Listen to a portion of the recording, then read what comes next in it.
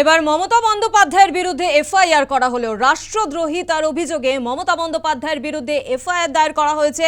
FIR দায়ের করেছেন আইনজীবী রিঙ্কি সিং চট্টোপাধ্যায়। ধর্মতলা ধর্ণা মঞ্চে মমতার বিতর্কিত মন্তব্য, মানুষের মধ্যে ঘৃণা তৈরি করার চেষ্টার অভিযোগ।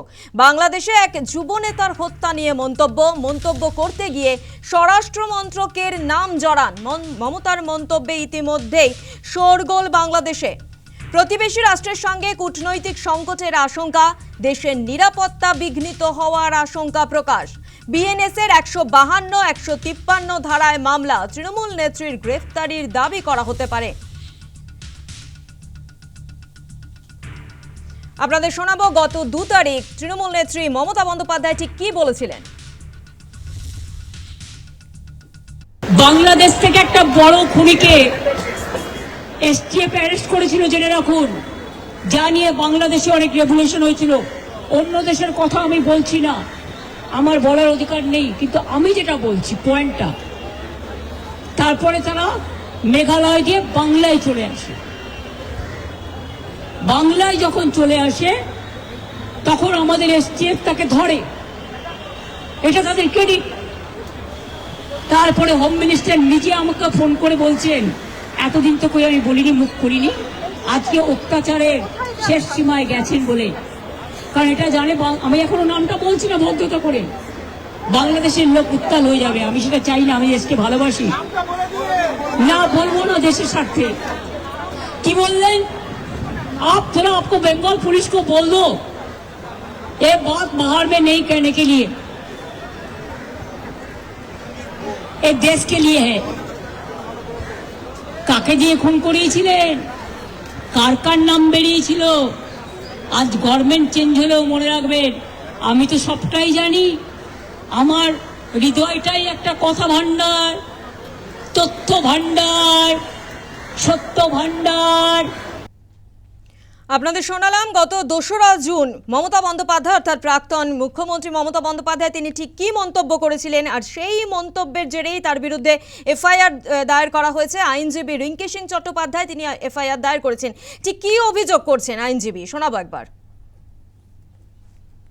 এর আগে করেছিলাম, উনি হিন্দু ধর্মকে টার্গেট করে হিন্দু মুসলমান দাঙ্গা লাগানোর চেষ্টা করেছিলেন, হিন্দুদের ভয় দেখিয়েছিলেন, আর হিন্দু ধর্মকে গন্ধা ধর্ম বলেছে। ওটা আলাদা ম্যাটার ছিল, বিং হিন্দু আমি করেছিলাম। কিন্তু এখন উনি রাষ্ট্রদ্রোহের কাজ করেছেন। এখন আমি ভারতবাসী হিসেবে আমি এই এফআইআরটা করতে বাধ্য হয়েছি।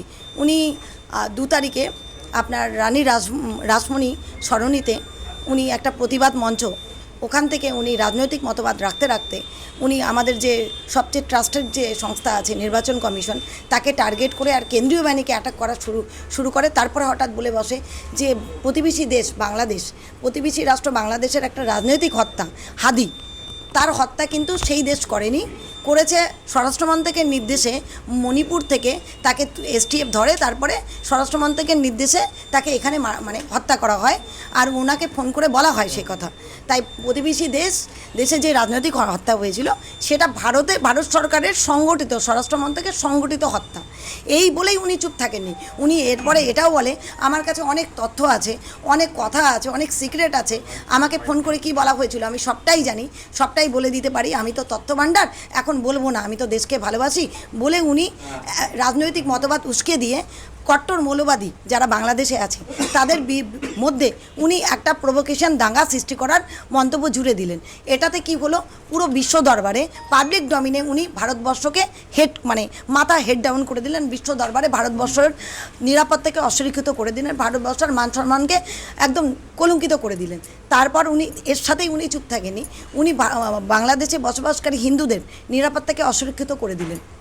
আপনি দেখবেন কালকে প্রচুর বাংলাদেশের চ্যানেলে হাদি হত্যার প্রতিশোধের মূলক পোস্ট দেখা যাচ্ছে, ফেসবুকের থ্রুতে আমরা দেখতে পাচ্ছি।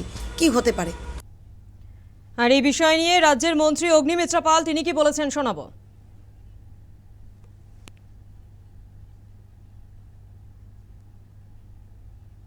মমতা ব্যানার্জি সাংবিধানিক শপথ নিয়ে, সংবিধানকে হাতে রেখে শপথ নিয়েছিলেন, আমরা সবাই নিয়েছিলাম।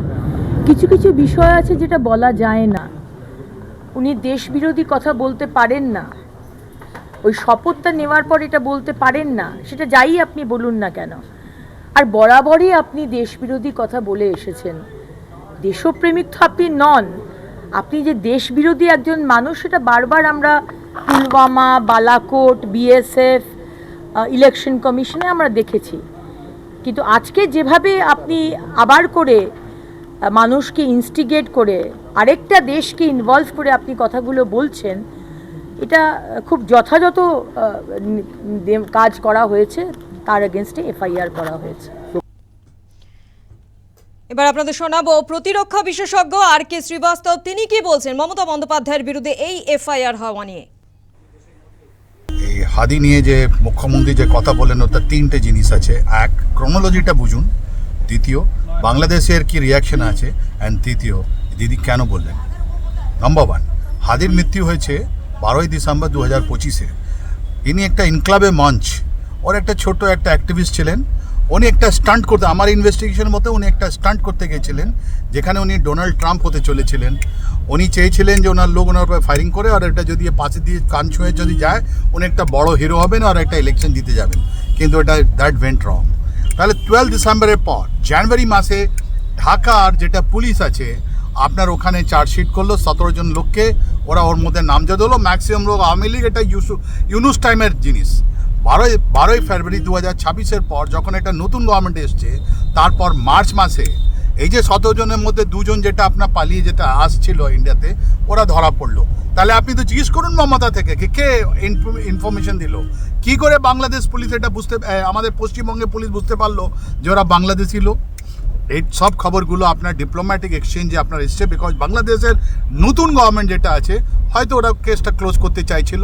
আর ডিজিএফআই আমাদের ইন্ডিয়াতে ও সময় চলে এসেছিলেন, রাইট। তো এর মধ্যে কোনো কারচুপি নেই, এর মধ্যে সব স্ট্রেট কোশ্চেনটা আছে। দ্বিতীয় জিনিস, আমাদের একটা বাংলাদেশে একটা অ্যান্টি ইন্ডিয়া সেন্টিমেন্ট আছে।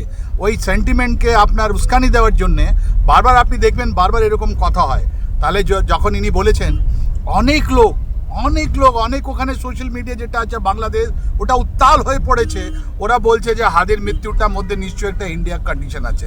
ইনি যে বলেছেন, মমতা যেটা বলেছেন, ওটা পুরোপুরি আপনার যেটা আছে নিউজ পেপারে আছে, এর মধ্যে কোনো জিনিস লুকোনো নেই। কিন্তু ইনি যে নেক্সট কথাটা বলেছেন, কি ইনি একটা টুইস্ট দিয়েছেন যার মধ্যে কথা বলা হচ্ছে যে আমাদের মাননীয় যিনি হোম মিনিস্টার আছে উনি জানেন, এইটাই আমরা কন্ডেম করি। তৃতীয়, ইনি যে বললেন মানে উনি তো একটা শপথ নিয়েছেন কি ওনার সামনে যা কিছু আসবে ওটা আপনি যে ন্যাশনাল সিকিউরিটি উনি প্রোটেক্ট করবেন। কিন্তু এটা তো স্পষ্টভাবে আমরা দেখছি উনি ওই শপথের এটা উল্লঙ্ঘন করেছেন। এনাকে ন্যাশনাল সিকিউরিটি অ্যাক্টের মধ্যে গ্রেফতার করা উচিত। কেন যে এরকম কথা বলে আমাদের ইন্টারন্যাশনাল ফোরামে আমাদের নাম খারাপ করছে। ইনি পাকিস্তান ডিফেন্স মিনিস্টারের কথা বলছেন, ইনি ক্যানাডিয়ান যেটা খালিস্তানি ওদের কথা বলছেন, ইনি আমেরিকান যেটা আছে ওদের মতন কথা বলছেন। কি আমরা নাকি এক্সট্রা জুডিশিয়াল কোনো একটা জিনিস আছে ওর মধ্যে আমরা ইনভলভ আছি, যেটা পুরোপুরি মিথ্যে। এনার মনে হয় ইনি যদি বেশি দিন বাইরে থাকেন, এনাকে যদি গ্রেফতার করা না হয়, এনার মানসিক সন্তুলনটা ভালো নেই, এনার খারাপ হয়ে গেছে। আমাদের যেটা বাইলেটারাল রিলেশন আছে, আমাদের যে সিকিউরিটি রিলেশন আছে, ওর মধ্যে অনেক তফাৎ হবে। তাই জন্য এনাকে গ্রেফতার করা অনেক উচিত, এটাই আমরা দাবি।